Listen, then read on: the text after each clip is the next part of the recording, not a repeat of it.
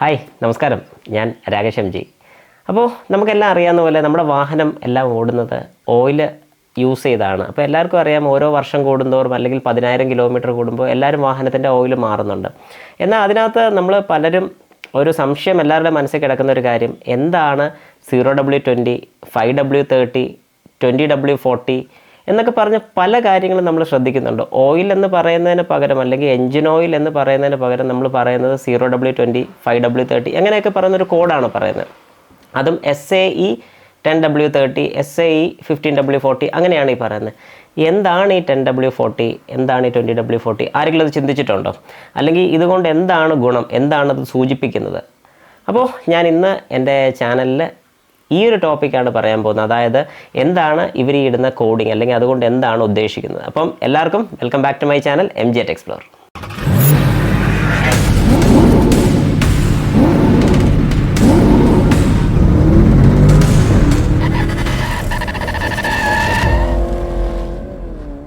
നമുക്ക് ആദ്യം തന്നെ എൻജിൻ ഓയിലിൻ്റെ ഗ്രേഡ്, അതായത് ഞാൻ ഈ പറഞ്ഞ പോലെ 10W40 അങ്ങനെയൊക്കെ പറയുന്നതിന് പകരം എന്തിനാണ് നമ്മുടെ വാഹനങ്ങളിൽ എൻജിൻ ഓയിൽ യൂസ് ചെയ്യുന്നതിനുള്ള കുറിച്ച് ഞാനൊരു ചെറിയൊരു കാര്യം പറഞ്ഞുതരാം. അതായത് എൻജിൻ ഓയിൽ നമ്മുടെ വാഹനത്തിൽ ചെയ്യുന്നത് 2-3 കാര്യങ്ങളാണ്. ഒന്ന്, എല്ലാവർക്കും അറിയാവുന്ന പോലെ ലൂബ്രിക്കേറ്റ് ചെയ്യുന്നു. അതായത് ഓയിലിൻ്റെ ഒരു പർപ്പസ് എന്ന് പറഞ്ഞാൽ നമുക്ക് ലൂബ്രിക്കേറ്റ് ചെയ്യാൻ വേണ്ടിയാണ് യൂസ് ചെയ്യുന്നത്.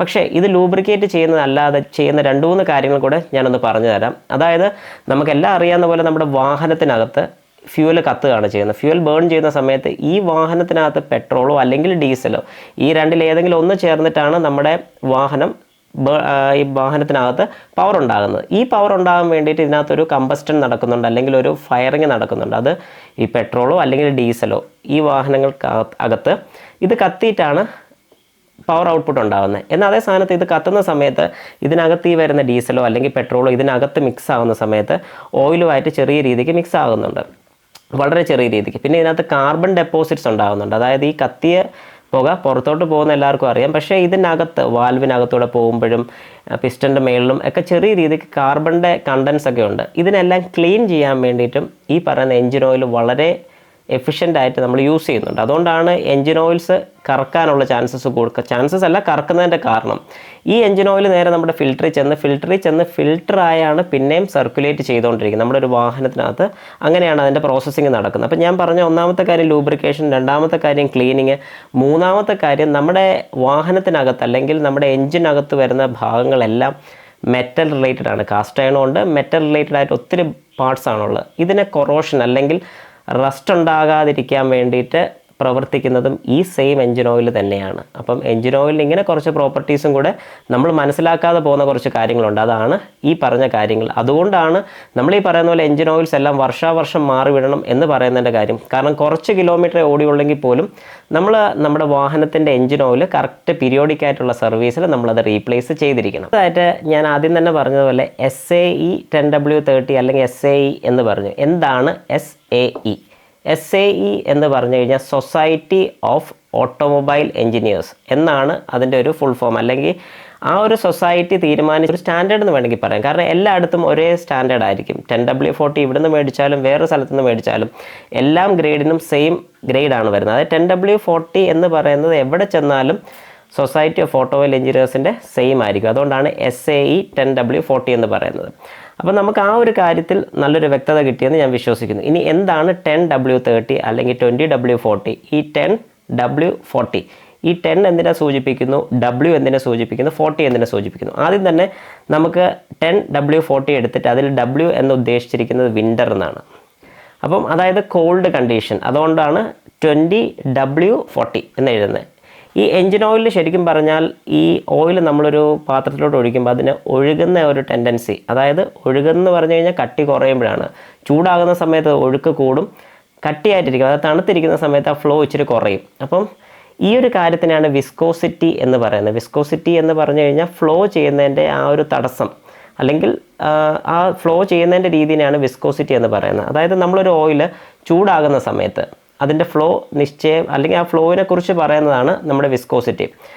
ഇതിനകത്ത് 20 എന്ന് പറയുന്ന കോൾഡ് കണ്ടീഷനിൽ നമുക്ക്, അതായത് നമ്മുടെ വാഹനം സ്റ്റാർട്ട് ചെയ്യാതെ കിടക്കുന്ന സമയത്ത് ഏതൊരു ടെമ്പറേച്ചറിൽ സ്റ്റാർട്ട് ചെയ്യുമ്പോൾ എത്രത്തോളം കട്ടിയുണ്ട് എന്നാണ് അത് ഉദ്ദേശിക്കുന്നത് 20.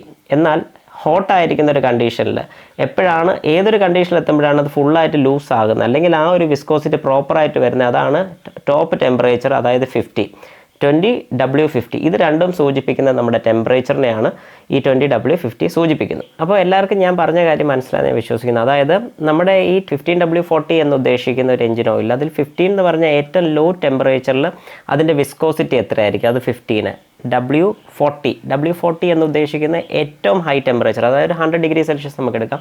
ഏറ്റവും ഹൈ ടെമ്പറേച്ചർ വരുന്ന സമയത്ത് അതിൻ്റെ വിസ്കോസിറ്റി എത്രയായിരിക്കും, അത് 40. വിസ്കോസിറ്റി അളക്കാൻ വേണ്ടി വിസ്കോമീറ്റർ എന്ന് പറയുന്ന ഒരു യൂണിറ്റ് വരുന്നുണ്ട്. അപ്പം ഇങ്ങനെയാണ് അതിൻ്റെ ഗ്രേഡ് കമ്പയർ ചെയ്യുന്നത്. അപ്പം എല്ലാവരും ശ്രദ്ധിക്കേണ്ട ഒരു കാര്യം എന്നാന്ന് പറഞ്ഞു കഴിഞ്ഞാൽ, നമ്മുടെ വാഹനത്തിന് ഓരോ വാഹനത്തിനും ഓരോ ഗ്രേഡ് ഓയിലാണ് അത് പറയുന്നത്.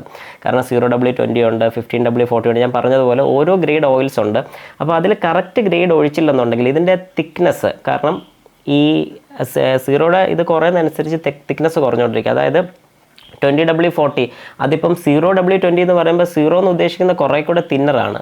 അതായത് തണുത്തൊരു കണ്ടീഷനിൽ വാഹനം സ്റ്റാർട്ട് ചെയ്യുമ്പോൾ അത്രയും തിൻ ഓയിലാണ് ഇതിനകത്തൂടെ സർക്കുലേറ്റ് ചെയ്യുന്നത്. അതാണ് അതിൻ്റെ അർത്ഥം വരുന്നത്. അപ്പോൾ എല്ലാവരും അതൊന്ന് ശരിക്കും മനസ്സിലാക്കുക. കാരണം നമ്മുടെ വാഹനത്തിൽ എൻജിൻ ഓയിൽ നമ്മൾ യൂസ് ചെയ്യുമ്പോൾ അതിന് സ്പെസിഫൈ ചെയ്ത് പറയുന്ന എൻജിൻ ഓയിൽ തന്നെ യൂസ് ചെയ്യാവുള്ളൂ. വേറെ എൻജിൻ ഓയിൽസ് മാറ്റി യൂസ് ചെയ്യരുത്. കാരണം പെർഫോമൻസ് കൂടുതൽ കിട്ടുമെന്ന് പറഞ്ഞുകൊണ്ട് വേറെ ഓയിൽസ് യൂസ് ചെയ്ത് കഴിഞ്ഞാൽ ഓയിൽ ബേൺ ചെയ്യാനുള്ള ടെൻഡൻസി കൂടും.